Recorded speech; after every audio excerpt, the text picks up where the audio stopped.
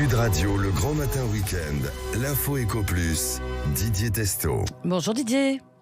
Bonjour Laurence. Fondateur de La Bourse et la Vie TV. Et on commence avec des changements importants à venir chez Disney dans le divertissement. Ah, effectivement, c'est le titre d'une dépêche de Bloomberg à ce sujet, et je vous la livre telle quelle. Bob Iger, c'est le PDG de la société, passe de la construction d'un empire au vide-grenier de Disney. Vide-grenier, c'est du costaud, c'est selon le PDG et ce que rapporte Bloomberg. Eh bien, il faut rappeler que ce PDG avait fait de Disney la société de divertissement la plus puissante au monde, en Pixar, Marvel ou encore Lucasfilm, une société donc énorme avec, désormais, il cherche à réduire ses effectifs et c'est carrément un tiers de la société qui est mis en vente et il a déclaré que c'est majeur, que les actifs télévisuels de Disney ne sont pas ou plus essentiels. Alors ça inclut des réseaux comme ABC par exemple ou alors ESPN qui recherche un partenaire stratégique bien qu'il ne soit pas encore disposé à tout vendre. Voilà. En quoi c'est un événement pour tout le secteur télé, divertissement, Didier ? Parce que ce dirigeant a passé toute sa carrière à travailler dans la télévision. Alors pour une entreprise qui s'appuyait sur les réseaux câblés pour la plus grande partie de ses bénéfices, avant la pandémie, il faut rappeler que les réseaux justement de Disney, c'était 35% de ses revenus et 50% de son bénéfice d'exploitation. Donc c'était très important. Mais le déclin accéléré de cette télévision par câble, a limité les options du PDG. Il pensait avoir en quelque sorte résolu le problème avec Disney+ et Hulu, ces services de streaming grand public, mais l'activité streaming elle-même devrait enregistrer 800 millions de dollars de pertes au troisième trimestre. Alors pour l'anecdote, Bob Iger a mis en place une pancarte à vendre lors d'une interview sur CNBC à Sun Valley qui réunissait à peu près toute l'élite des médias américains. Et l'interview donc sur CNBC est presque un moment historique pour Disney puisqu'il était lui-même devenu le héros pour sauver l'entreprise en novembre dernier. Il avait dirigé cette entreprise Disney de 2005 à 2020. Donc, les commentaires d'Iger devraient quand même inquiéter dans le secteur. Oui, c'est sûr. Didier, cette semaine, c'est aussi l'échec de la Commission européenne sur la nomination très controversée de Fiona Scott Morton. Rappelez-nous.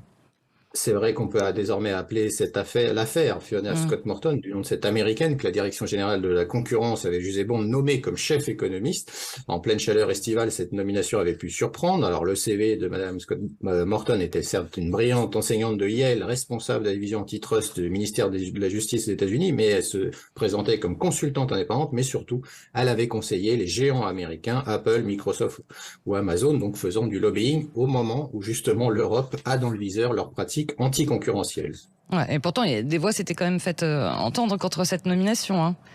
Alors l'écosystème numérique français s'était effectivement indigné, avait fait notamment savoir jusqu'au plus haut sommet de l'État que son étonnement sur cette nomination et la déconnexion surtout de la Commission européenne par rapport au sujet majeur du moment. La semaine dernière, je vous en parlais ici même avec l'accord Europe-États-Unis bancal sur nos données qui protègent pas vraiment les citoyens européens.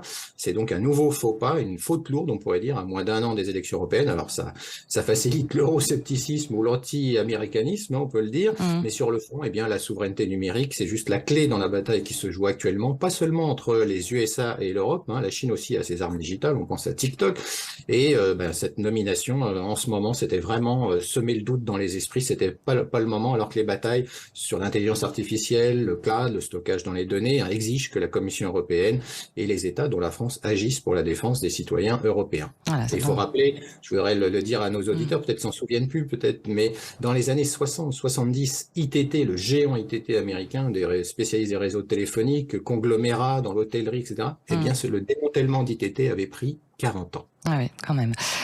L'été est déjà chaud, on le sait, mais pour les yaourts de Danone et la bière Carlsberg, c'est aussi le cas en Russie, c'est ça ?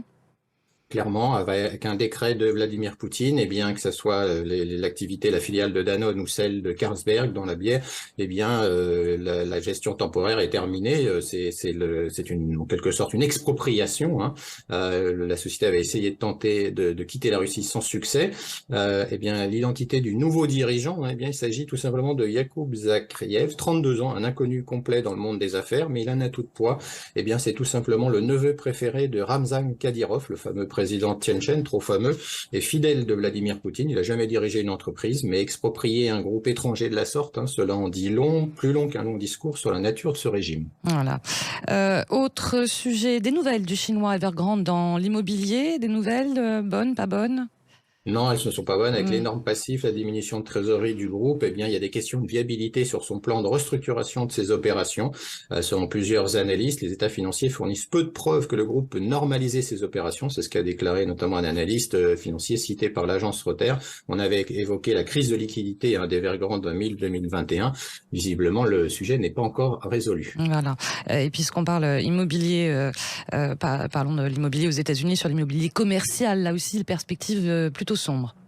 Alors là, clairement, il y a des analystes financiers de Morgan Stanley qui vous disent carrément de se préparer à une grave crise sur le marché de cet immobilier commercial. Les prix pourraient chuter de 27,4% par rapport à leur sommet d'ici la fin 2024. Et il y a même Mike Kinsey qui estime que le prix pourrait même chuter de moins 42% dans le pire des cas.